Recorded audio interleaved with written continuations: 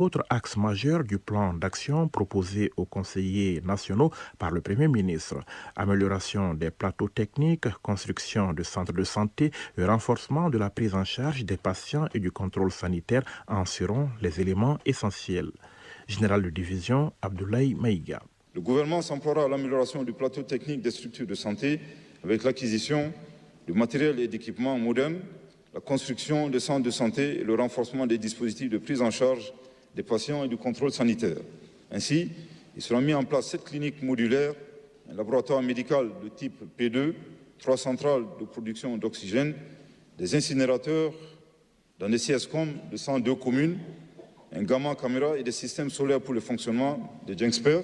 La vision du chef du gouvernement en matière d'amélioration de la santé des populations, c'est aussi la mise en avant de nos valeurs d'entraide et de solidarité.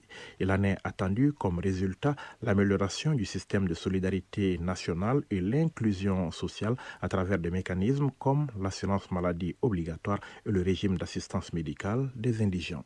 L'axe 3 du plan d'action gouvernemental est consacré à la satisfaction des besoins fondamentaux des citoyens. Ce volet vital est indispensable pour le bien-être de la population, de la sécurité alimentaire en passant par l'emploi des jeunes, la digitalisation et l'administration ou encore l'amélioration des services sociaux de base. À tous ces défis, le gouvernement entend apporter des réponses appropriées durant la période 2025-2026. Le point avec Aridou Matina. Plan d'action du gouvernement pour la période 2025-2026, la satisfaction des besoins fondamentaux de la population, axe 3 du PAG s'inspire des préoccupations légitimes du peuple malien exprimées lors des grandes assises des forces vives de la nation. Face à la cherté de la vie, marquée par la flambée des prix des produits de première nécessité, le gouvernement entend apporter des réponses concrètes pour assurer la souveraineté alimentaire et nutritionnelle avec l'accroissement des productions animales et halieutiques.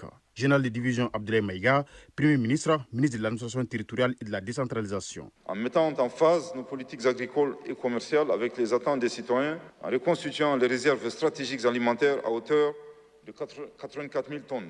Dans la même dynamique, 380 exploitants agricoles seront équipés en tracteurs, motoculteurs et motopompes. Il sera mis à la disposition des exploitants agricoles près de 261 406 tonnes d'intrants agricoles de qualité et 28 400 tonnes de semences améliorées. Il est attendu de la campagne agricole 2025-2026 une production d'environ 11 millions de tonnes, toutes céréales confondues. Une distribution alimentaire gratuite de 17 666 tonnes de céréales sera effectuée au niveau de 1 115 000 personnes vulnérables.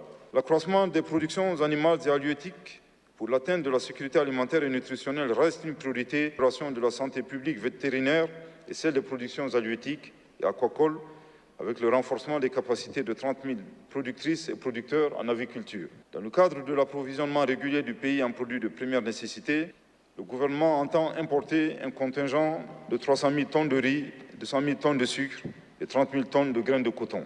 Pour la maîtrise des prix, les missions d'enquête et de contrôle sur les cahiers de charges et le suivi des marchés, les produits seront renforcés. Dans le domaine de la crise énergétique, le gouvernement s'attellera à poursuivre la dynamique enclenchée pour soulager davantage les populations. Par l'accroissement des capacités de production et de distribution en énergie et en eau potable.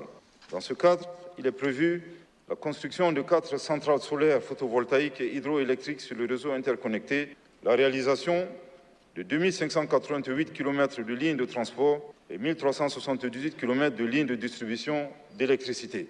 Le nombre d'heures de fourniture d'électricité passera de 6 à 19 heures par jour. Des travaux de raccordement des forages et la construction de 2 stations de traitement d'eau avec chacune la capacité de 76 000 m3 par jour seront effectifs.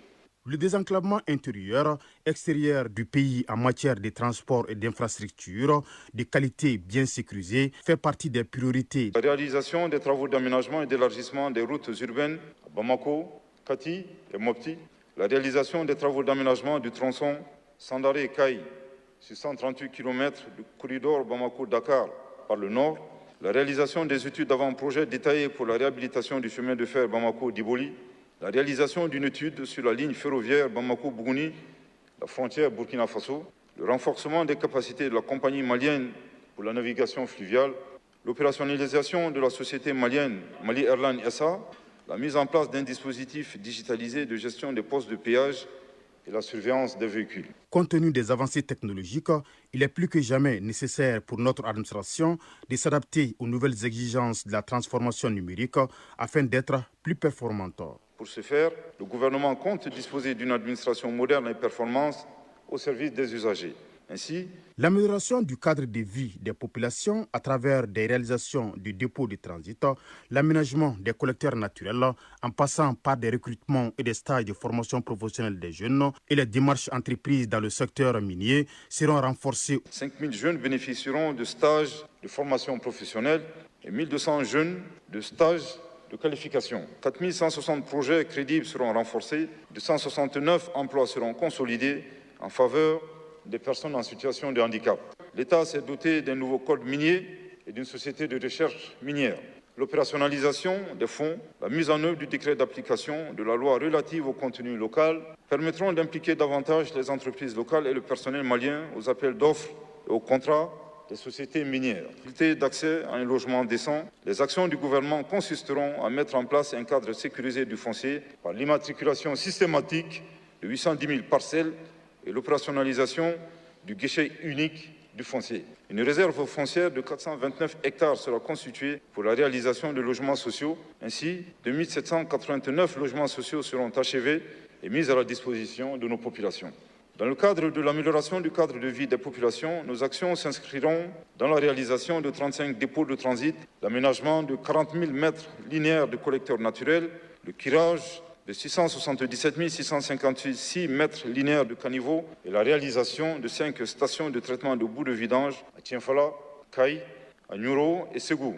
Autant d'aspects dans ce nouveau référentiel découlant des orientations des documents stratégiques, notamment la feuille de route de la transition ou encore les recommandations issues des assises nationales.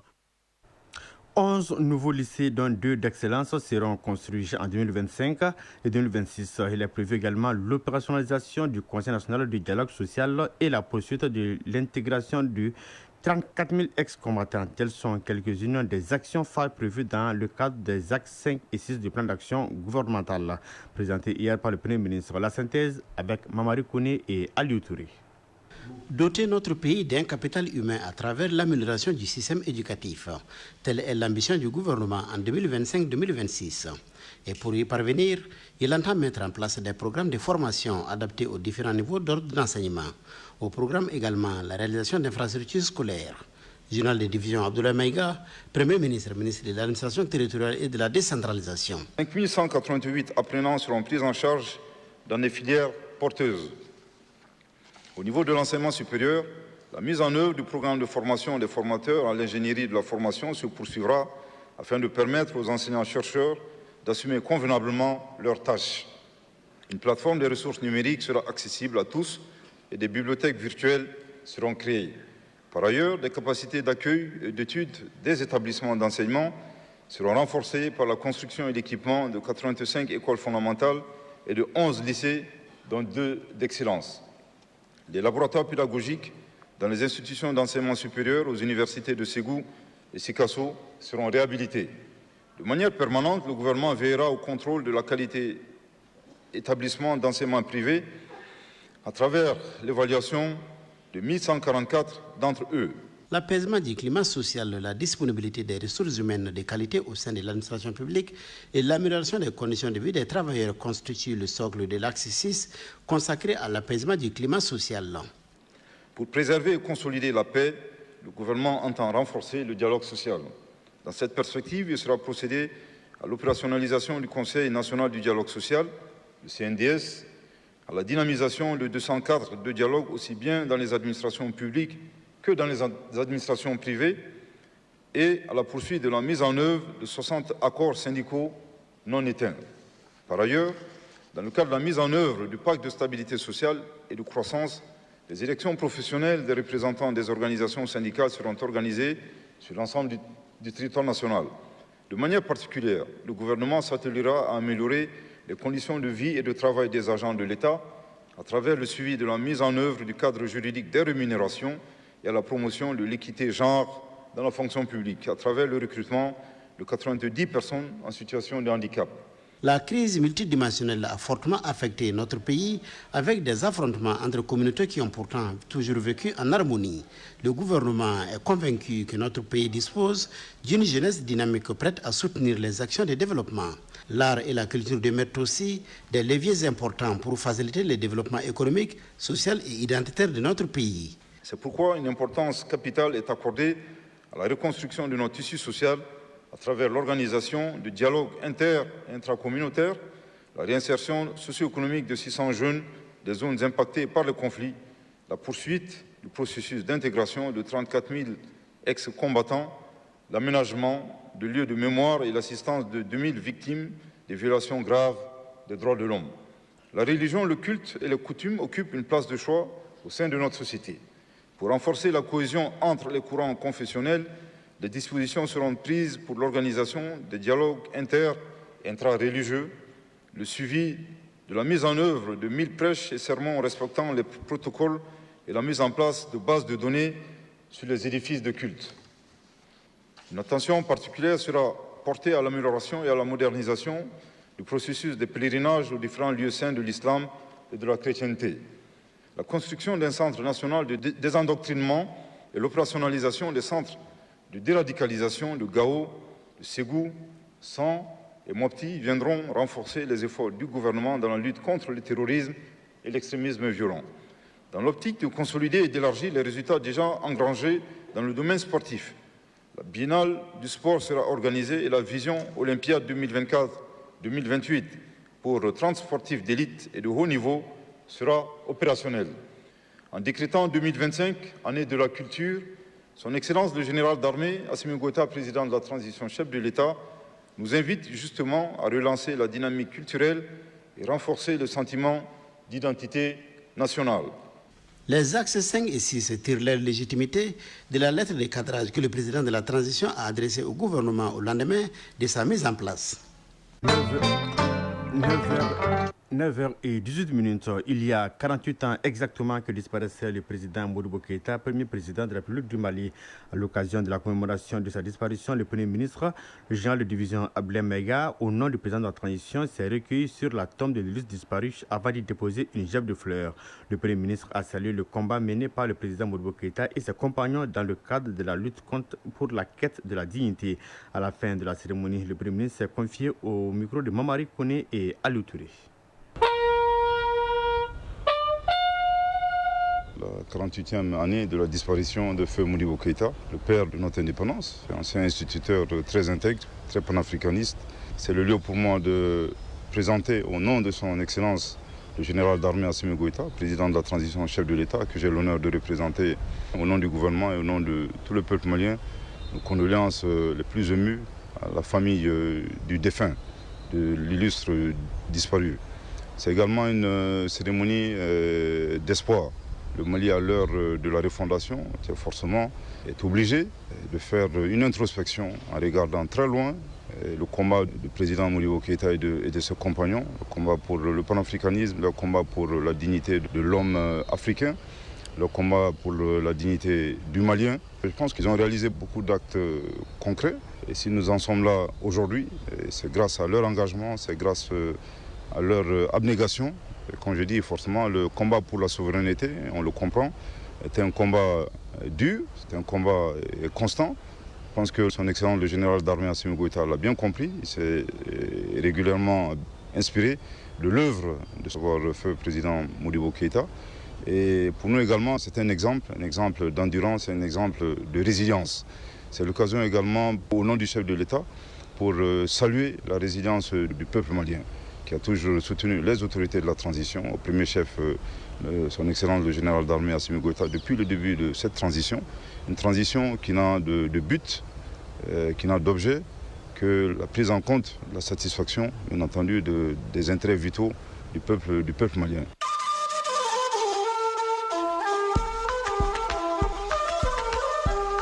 AES, actualité.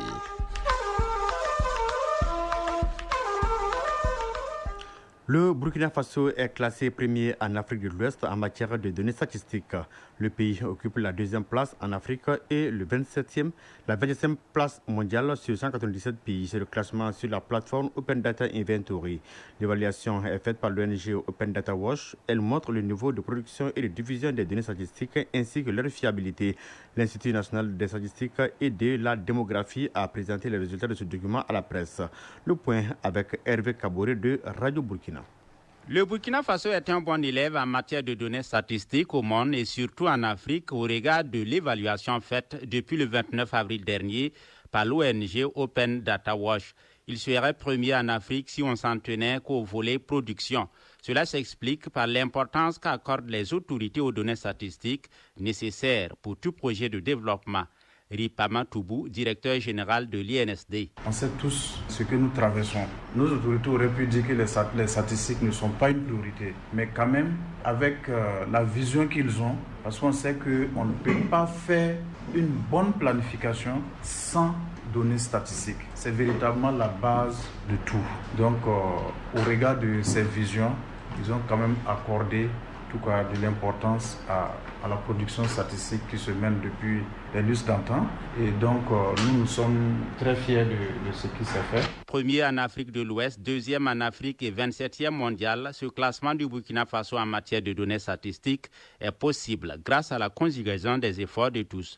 Ripama Toubou. Cette prouesse, c'est véritablement à l'endroit de tout le peuple burkinabé. C'est à l'endroit de nos autorités. Quand vous regardez le contexte actuel, si on vous dit que nous arrivons à aller dans certaines localités, c'est aussi grâce aux prouesses de nos forces de défense et de sécurité et aussi des volontaires pour la défense de la patrie. Une autre composante, ce sont les bailleurs de fonds. L'objectif pour l'Institut national des statistiques et de la démographie, c'est d'intégrer le top 15 mondial à la prochaine évaluation. Pour ce faire, il faudra combler les manquements, notamment en ce qui concerne les statistiques dans le domaine social.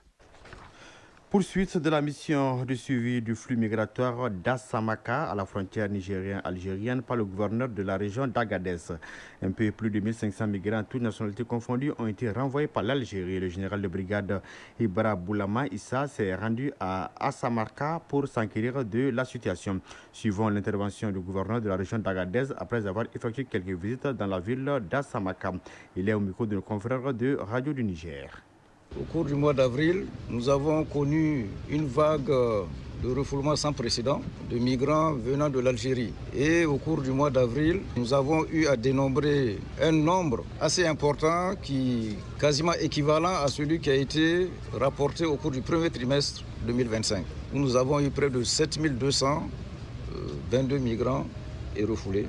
Et rien que pour le mois d'avril, on était déjà à plus de 6000 et quelques. Donc pour vous dire un peu la pression au niveau de tous ces centres-là.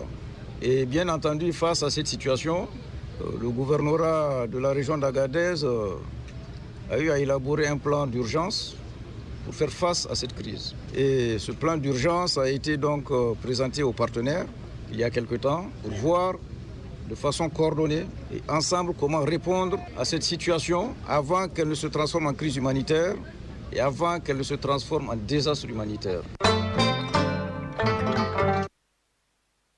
Sur l'actualité africaine en Guinée-Conakry, le président de la transition, le colonel Mamadi Doumbouya, a retiré les permis d'extraction d'or, de diamants, de bauxite, de fer, de granit d'une cinquantaine d'entreprises. Un grand ménage pour mieux gérer les ressources naturelles du pays. L'ancien président gabonais Ali Bongo et sa famille ont été accueillis dans la capitale angolaise. Il était placé en résidence surveillée à Libreville depuis le 30 août 2023 en raison du détournement du fonds public. Leur libération est le fruit de collaboration entre le président angolais, également président en exercice de l'Union africaine, João Lourenço, et le président gabonais Brice Oligui Nguema. À Istanbul, la première rencontre diplomatique officielle sur la guerre russo-ukrainienne. Au menu, une batterie de mesures pour mettre fin à la guerre russo-ukrainienne. Il s'agit là d'un échange de prisonniers à hauteur de 1000 personnes par camp. Le retrait complet de l'armée ukrainienne de 4 régions actuellement occupées et le tête-à-tête des présidents Vladimir Poutine et Zelensky. Les sports dans une poignée de secondes.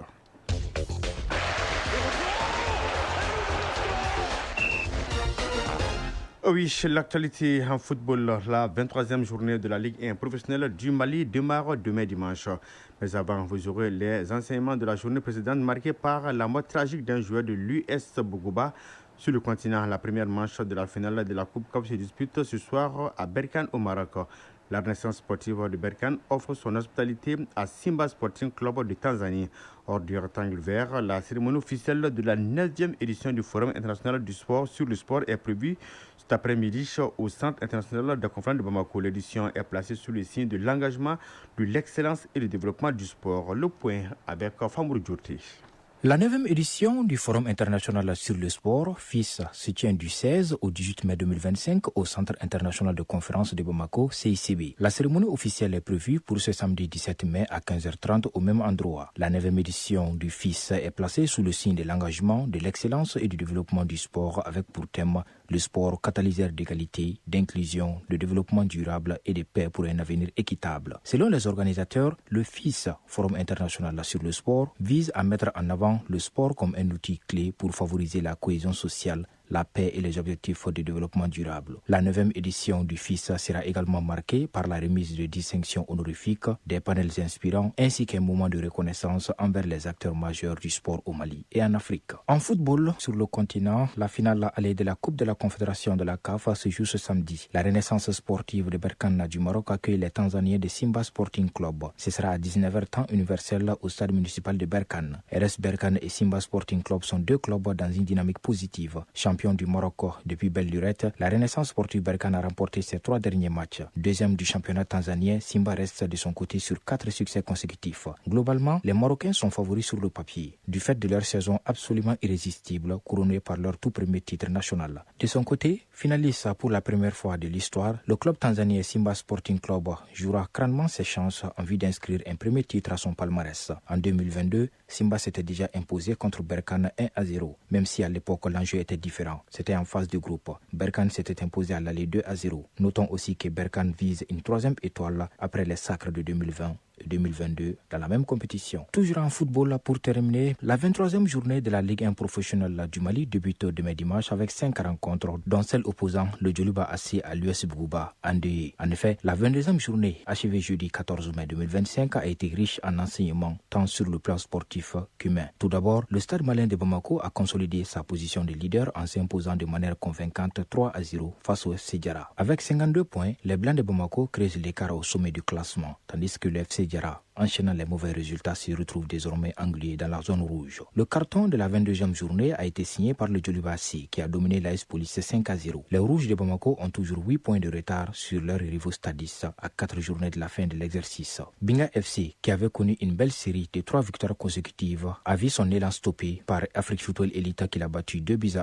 L'association sportive de Korofina a réussi à sortir de la zone rouge grâce à un match nul 1-1 obtenu lors de la 22e journée contre l'AS Real de Bamako. Un point crucial pour les Oranges de Korofina qui luttent pour leur survie dans l'élite du football malien. Malheureusement, la 22e journée a également été marquée par un événement tragique. Mamadou Merikone, joueur de l'US Bougouba, est décédé à la suite d'un malaise cardiaque durant le match entre l'US Bougouba et 11 créateurs au stade Salif Keita Domingo à Kati. Une rencontre que Bougouba a perdu 3-2. La Fédération malienne de football, FEMAFOOT, dans un communiqué empreint de tristesse, a adressé ses plus sincères condoléances à la famille de Mamadou Merikone, touchée par cette perte cruelle tant sur le plan familial qu'au sein de la grande famille du football malien. Page Mali Culture 2025. Dans le cadre de l'année de la culture, le 8e quartier de Badagara Da s'illustre par une initiative emblématique. La réfection de son Toguna, une cérémonie officielle, a marqué le lancement des travaux ce dimanche sous le thème Renaissance culturelle et citoyenneté au service du développement. Le point avec Agibou Koulibaly. C'est dans un esprit d'union, de fraternité et de progrès, devise du Comité pour le développement du 8e quartier, que les populations de Badiangara Da et villages environnants se mobilisent autour d'un symbole fort de leur identité, le Toguna. Ce lieu de parole et de sagesse au cœur de la tradition Dogon, rénové, a retrouvé sa place dans le paysage culturel du quartier. Ondogolo Walegem, chef du 8e quartier Badiangara Da.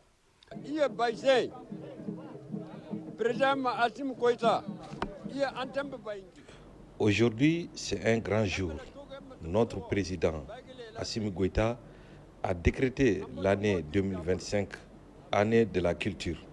Nous aussi célébrons notre culture à travers la réflexion de notre Toguna. Là, c'est une très bonne initiative. Je salue la présence de toutes les autorités et surtout de leur soutien et tous les parents venus de toutes les contrées du pays Dogon.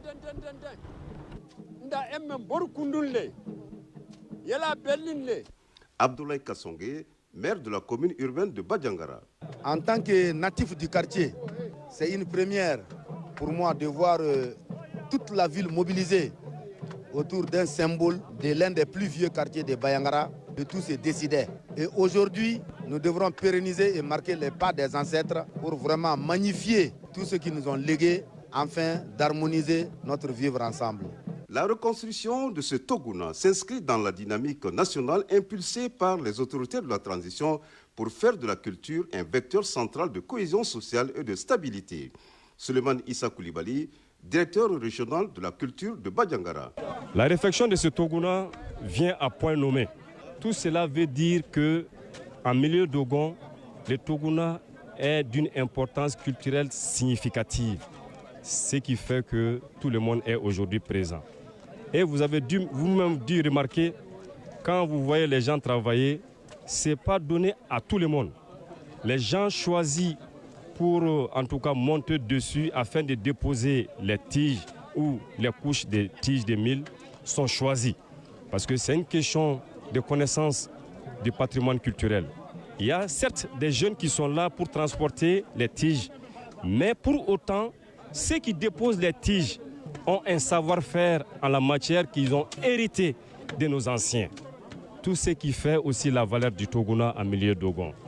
Adama Bamba, représentant du préfet de Badjangara. Nos plus hautes autorités ont décrété cette année l'année de la culture. L'année de la culture, ce n'est pas fortuit. Cette activité entre dans ce cadre vraiment de la réaffirmation de notre identité. Nous tenons vraiment à remercier les uns et les autres, surtout les organisateurs de cette activité. En redonnant vie au Toguna, les habitants de Badjangara ne restaurent pas seulement un édifice, ils ravivent l'âme d'un peuple, réaffirment leur attachement à des valeurs communes et tracent les contours d'un avenir fondé sur la culture et le vivre ensemble. La prestation de troupes folkloriques a été l'un des temps forts de la cérémonie. Badjangara, Agibou Koulibaly, Mahamadou Sidibé et Oumar Guino pour l'ORTM. 9h33, c'est la fin de cette édition présentée par Mohamed Diarra avec le concours de Alma Ouattara à la mise en onde, coordination éditoriale Ousmane Daou, réalisation Adam Maïga.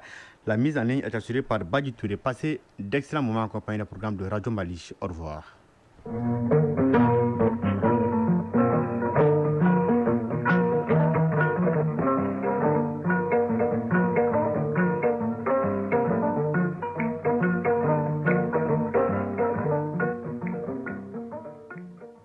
Le temps sur les ondes. Le temps sur les ondes, la météo est avec vous.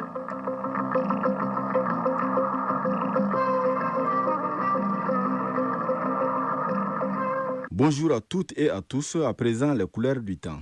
Le temps sera caractérisé par un ciel nuagé à localement couvert sur tous les pays. Des vents de mousson d'intensité faible à modérée dans tous les pays, à l'exception des régions de Kidal, Taoudini et le nord de celle de Tombouctou, où régneront des vents d'harmattan de même intensité. Une visibilité affectée par la poussière en suspension dans la région de Taoudini est assez bonne dans le reste du pays. La température maximale prévue pour la journée est de 42 degrés à Kaï. Dans le district de Bamako et ses environs, les températures seront comprises entre 26 et 39 degrés. Alamebao aw ni sɔgɔma aw bisimila waati bolo dacogo kunnafoni kɛnɛ kan bi jateminɛw y'a yira k'a fɔ nɔgɔ bɛna kɛ ka kaba datugu jamana fan bɛɛ la samiyɛfɛ fiɲɛ bɛna ci a barika tɛna bonya an ka maraw bɛɛ la fo n'a bɔra